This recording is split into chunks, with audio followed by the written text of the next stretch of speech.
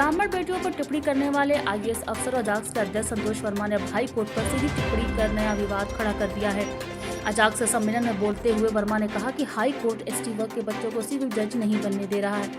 अभी जो एग्जाम हुए उसमें SC/ST के लोग सिलेक्ट नहीं हुए। हमारे समाज का व्यक्ति IAS, IPS, राज्य प्रशासनिक सेवा से डिप्टी कलेक्टर और DSP बन सकता है, लेकिन सिविल जज नहीं बन सकता है। संतोष वर्मा ने कहा कि अभी जो एग्जाम हुए उसमें SC/ST के लोग सिलेक्ट नहीं हुए। हमारे समाज का व्यक्ति IAS, IPS, राज्य प्रशासनिक सेवा से डिप्टी कलेक्टर और DSP बन सकता है, लेकिन सिविल जज नहीं बन सकता है। उन्होंने कहा कि अपने कट ऑफ मार्क्स 50% रख दिए और तय कर लिया कि इसे 49.95 नंबर देना है। आपने देख लिया कि इंटरव्यू में 20 नंबर नहीं 19.5 नंबर देना है। कौन सिविल जज बना देगा हमारे बच्चों को? ये हमारा हाईकोर्ट कर रहा है, जिससे हम न्याय की उम्मीद करते हैं। ताज़ा वीडियो वायरल होने के बाद ब्राह्मण समाज और सवर्ण संगठनों का कहना है कि वर्मा संवैधानिक मर्यादा तोड़ रहे हैं और सरकार कार्रवाई से बच रही है। सवर्ण समाज ने इसे लेकर 14 दिसंबर को मुख्यमंत्री निवास घेराव करने का ऐलान किया है। मध्य प्रदेश के पूर्व मंत्री और कांग्रेस नेता PC शर्मा ने संतोष वर्मा के बयान पर प्रतिक्रिया देते हुए कहा कि अभी हर घर से संतोष वर्मा निकलेंगे तो ये मानकर चले कि किसी घर की बहन बेटी सुरक्षित नहीं रहेगी। उन्होंने कहा कि संतोष वर्मा को सरकार का संरक्षण है और उन्हें नोटिस देकर खानापूर्ति भर की गई है। शर्मा ने कहा कि वर्मा को अवार्ड IAS वापस होना चाहिए। मध्य प्रदेश के सहकारिता मंत्री विश्वास सारंग ने आज कहा कि जिन्हें हिंदुस्तान में रहना उन्हें वंदे मातरम गाना ही होगा। जो लोग ऐसा नहीं करेंगे वे गद्दारों की श्रेणी में गिने जाएंगे।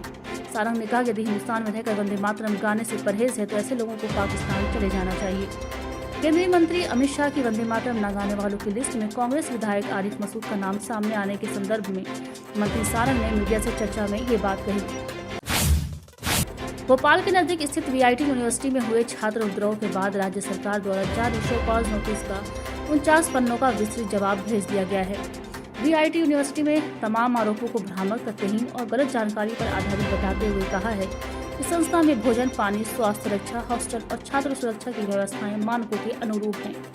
जवाब में कहा गया कि हालिया विरोध प्रदर्शन फर्जी खबरों और सोशल मीडिया अफवाहों से प्रेरित था। यूनिवर्सिटी ने दावा किया है कि 17,121 छात्रों में से केवल 35 विद्यार्थियों में ही पीलिया के लक्षण पाए गए थे और उन्हें तुरंत मेडिकल सहायता प्रदान की गई थी। मध्य प्रदेश में ठंड लगातार जोर पकड़ रही है। प्रदेश की आर्थिक राजधानी इंदौर कल रात प्रसिद्ध हिल स्टेशन पंचमढ़ी से भी ठंडी रही। यहाँ का तापमान 10 साल में सबसे कम 4.5 डिग्री सेल्सियस दर्ज किया गया, जबकि पंचमढ़ी में पारा 4.8 डिग्री दर्ज किया गया। मौसम विभाग के अनुसार राजधानी भोपाल में पारा 6.6 डिग्री, उज्जैन में 8.2 डिग्री, जबलपुर में 8.5 डिग्री और ग्वालियर में 9.2 डिग्री पर रहा। बीती रात अधिकांश शहरों में तापमान 10 डिग्री से नीचे ही रहा।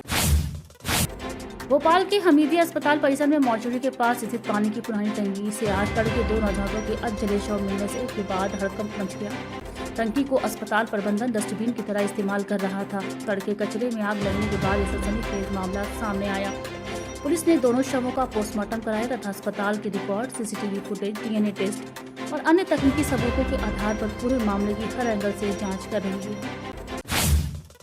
भोपाल में कुशवाहा समाज के भवन पर फर्जी दस्तावेजों की मदद से कब्जा करने के आरोप में पुलिस ने बीजेपी के पिछड़ा वर्ग पर पोस्ट के पूर्व अध्यक्ष भगत सिंह कुशवाहा समेत 3 लोगों का कल रात गिरफ्तार किया। टीकनगर थाने के TI गौरव सिंह ने बताया कि आरोपियों ने 15 साल पहले कुशवाहा समाज को आवंटित भवन के फर्जी दस्तावेज तैयार कराए थे। इन्हीं के आधार पर वे भवन पर कब्जा रखकर ऑफिस और गर्ल्स हॉस्टल संचालित कर रहे थे। मामले में भाजपा के वरिष्ठ नेता बाबूलाल भानुपुर के बेटे सीताराम कुशवाहा और मोहन कुशवाहा को भी गिरफ्तार किया गया है। पुराने भोपाल में भारत टाकी से लेकर बाग उमराव दुल्हा और पात्रा अंडरब्रिज तक हर दिन लगने वाले भारी जाम की समस्या को लेकर बीती रात स्थानीय लोगों ने DCP ट्रैफिक जितेंद्र सिंह पवार और SP यातायात बसंत सिंह कोल से मुलाकात की थी। लोगों ने बताया कि रोजाना घंटों जाम की स्थिति बनी रहती है, जिससे आम लोगों, खासकर महिलाओं, बुजुर्गों और स्कूली बच्चों को काफी परेशानी उठानी पड़ती है। DCP पवार ने मौके पर ही ACP ट्रैफिक विजय दुबे को निर्देश दिए कि वे क्षेत्र का तत्काल निरीक्षण कर जाम की समस्या को जल्द से जल्द दूर करें।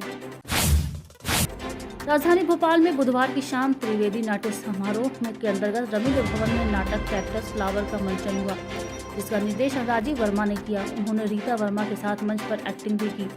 ये एक फ्रांसीसी सोशल कॉमेडी है जिसे प्रवीण महुआ ने हिंदी में रूपांतरित किया। ये नाटक सामाजिक कॉमेडी पर आधारित है, जिसका उद्देश्य दर्शकों को हास्य के साथ जीवन के प्रति सकारात्मक होने का संदेश देता है।